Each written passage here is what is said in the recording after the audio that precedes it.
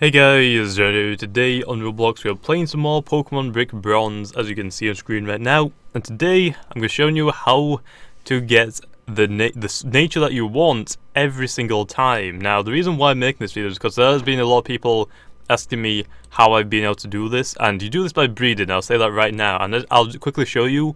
These are all the 600 plus Gibbles I bred, and each and every single one of them is Jolly nature. I can just pick any at random, like Jolly, or say scroll down a few boxes, Jolly again. So I'm going to show you how to do this because I've been getting a lot of requests on how to get the correct nature that you already want. Now there is a problem to this. To get this, you need to have the nature first. So for example, if I want a Jolly Gibble, I'd have to go into the wild and keep catching Gibbles until I got a Jolly nature.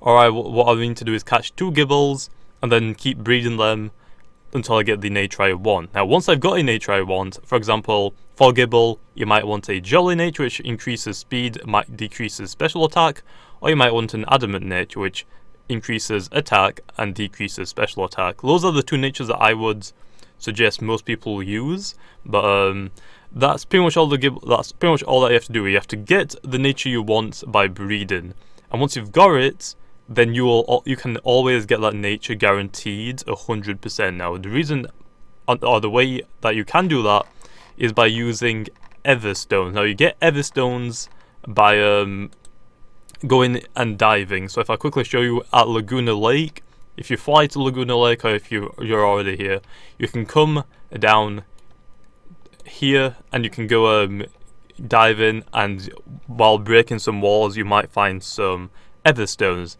Now these Everstones, you'll need these. You only need one of them, but I'd suggest getting a few of them, just so you can give them both to the male and female parents of the Pokemon that you are breeding. And once you've got them, I'll quickly show you what they look like, which is right here. I've got 28. I did have a lot more, but I accidentally deleted the parents that was holding these. So once you are done with that parent, I would make sure to take them off the parent just to keep them, because not everyone is able to just go diving for as many as they want. But most people have a couple of these. If you don't, they're pretty common in the trade resort, so you can easily acquire some if you really need to. But that is the Everstone. Now once you give the Everstone to a parent, let's just use my Shiny Gibble in my party as an example.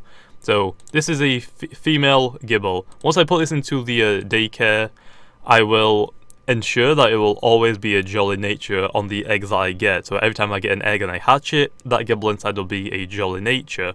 Same with any other nature. As long as it has an Everstone and you're using it to breed in the daycare, it will pass down the correct nature and it will always be that. Now the problem with this is, if I only give it to my female